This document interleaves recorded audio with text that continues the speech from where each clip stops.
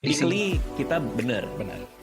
Oh, which is tuh mending nanya dokter aja Mending sekalian nanya ya. dokter dulu. Yes. Jadi Sebelum jangan ngomong buru-buru gitu-gitu. langsung loncat. Oke, misalnya nih pasanganku ngorok atau anakku ngorok langsung mau taping. Jangan.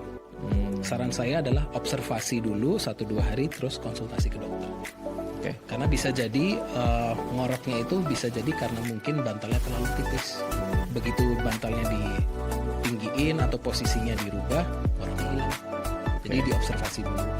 Terus kalau misalnya, oh ini setelah diganti posisinya tetap ngorok, cross check ke dokter.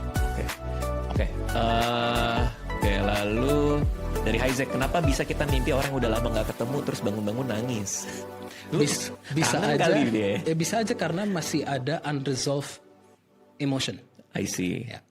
I see. Itu artinya masalah psikologis lagi